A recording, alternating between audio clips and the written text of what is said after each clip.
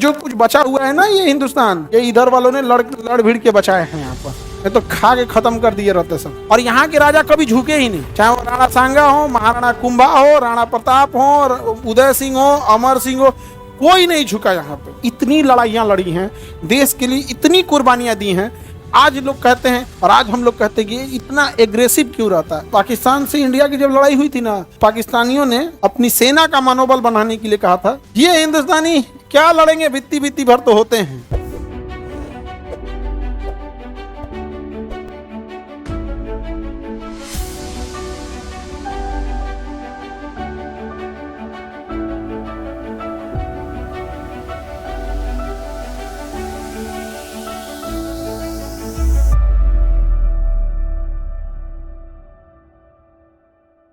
हम लोग आज भी कहते हैं मेवाड़ के राजा, राजस्थान में ना ये वाला एरिया है नीचे वाला मेवाड़, ये वाला कौन है मेवाड़, मेवाड़ इनके ये पूरा पहाड़ी एरिया है।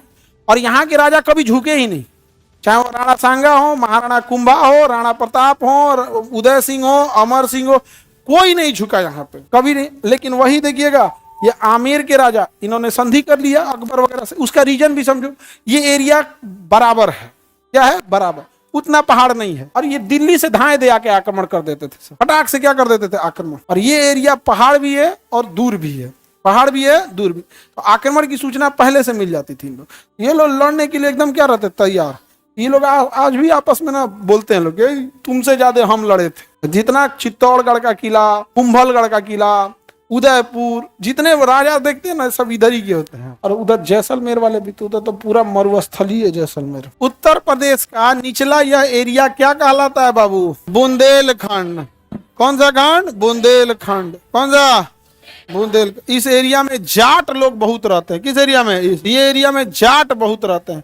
और इन लोगों ने ना जिंदगी में लड़ते लड़ते बिता दिया, लड़ते लड़ते बिता दिया। क्योंकि विदेशी आक्रमण हो रहा है तो भी ये जाके भीड़ जा रहे थे, नीचे से मराठा, ऊपर से राजपूत, इधर इधर आपस में झगड़ा लड़ाई कहीं से हो रहा है, बार बार यही लड़ाई में ही जाट लोग की जिंदगी बीत गई थी बहुत। आज भी देखिएगा एकदम लड़ाकू कौम रहते हैं, लड़ने के लिए कोई नहीं। तो पाकिस्तान से इंडिया की जब लड़ाई हुई थी ना, तो पाकिस्तानियों ने अपनी सेना का मनोबल बढ़ाने के लिए कहा था ये हिंदुस्तानी क्या लड़ेंगे, बित्ती बित्ती भर तो होते हैं। वही हिंदुस्तान का बहुत बड़ा ज्योग्राफिकल एरिया है। आप देखिएगा नॉर्थ ईस्ट के लोग तो हाइट थोड़ी कम होती, छोटे हाइट के होते हैं, वहीं बड़ी हाइट के भी होते हैं।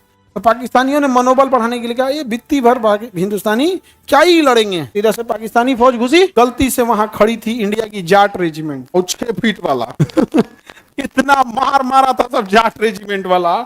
पाकिस्तानी का झूठ बोल के भेजा, छोटा छोटा है सब, बहुत मजबूत है। तो वहां पे तो ये हरियाणा, पंजाब, राजस्थान, ये सब जो होता है ना, सिख, सरदार, जाट, ये लोग ने 400-500 साल तक लड़ाई लड़ी है, 400-500 साल तक। जैसे अब हम बिहार वाले को देखिए, हम लोग से अच्छा कोई लिट्टी चोखा बना देगा, दाल चावल चोखा आप स्टूडेंट से अच्छा कोई बना देगा, वही बनाएगी, कोई लंबे समय से चल रहा है। प्रयागराज में जो बच्चा पढ़ता है उससे अच्छा तहरी बना देगा कोई। प्रयागराज में जैसे अपने यहाँ दाल वाल चोखा है ना, खिचड़ी, वहां पे तहरी हो जाता है, बढ़िया बढ़िया बनता है। यूपी के लोगों का फेमस है वहाँ तहरी दूसरा होता है। कितने लोग को बनाने आता है सच में? हाँ ठीक है, तो बढ़िया। खिचड़ी से तो लाख गुना अच्छा होता है, बहुत अच्छा होता है।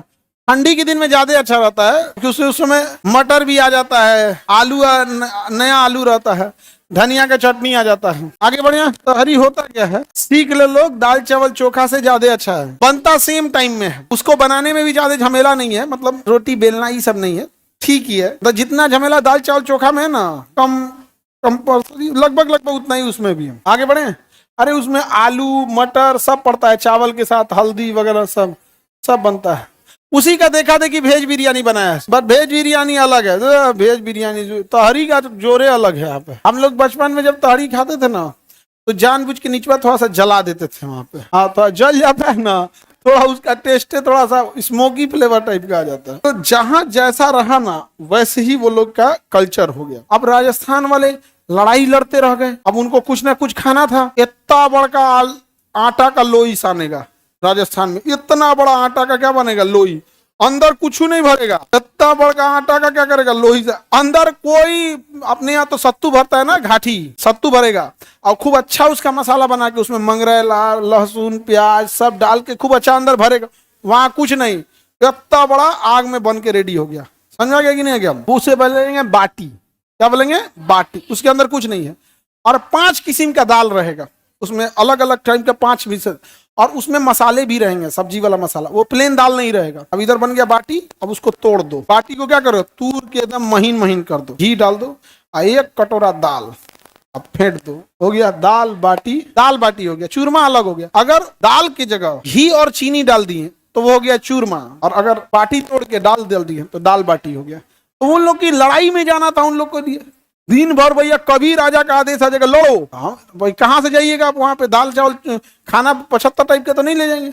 तो इतने सैनिक लड़ाई ले, सबसे आसान क्या लग गया, मिक्स दाल रख लिए, सब्जी के जगह जो सब्जी मसाला डालना उसी में डालते, ताकि सब्जी का भी टेस्ट आ जाएगा। इतना बड़ा बड़ा लोई साने, और सबको बांटना, रोटी रहेगा तो गिन गिन दो, उससे अच्छा इतना बड़ा बना दो, एक के आदमी को दे दो, लो भैया तुम फोड़ दो, दाल खा लो यहाँ पे। अब तो थोड़ा लड़ाई वड़ा कम है, तो थोड़ा सा साइज कंट्रोल छोटा हो गया है खाने के हिसाब से। बट ये सारी चीजें उन लोगों ने इतनी लड़ाइयां लड़ी हैं, देश के लिए इतनी कुर्बानियां दी हैं। आज लोग कहते हैं कि जाट तो हमेशा लड़ने के लिए थे, भैया 500 साल लड़ाई लड़ा है उसने। जो कुछ बचा हुआ है ना ये हिंदुस्तान, ये इधर वालों ने लड़ भिड़ के बचाए हैं। यहाँ पर ये तो खा के खत्म कर दिया रहता, सब पूरा बर्बाद कर दिया रहता सब। इन लोगों ने बहुत बलिदान दिया है। और आज हम लोग कहते हैं कि ये इतना एग्रेसिव क्यों रहता है। आप ही बताओ, आपके 400 साल अगर हम लोग युद्ध लड़ लें, एग्रेसिव नहीं रहेगा आदमी?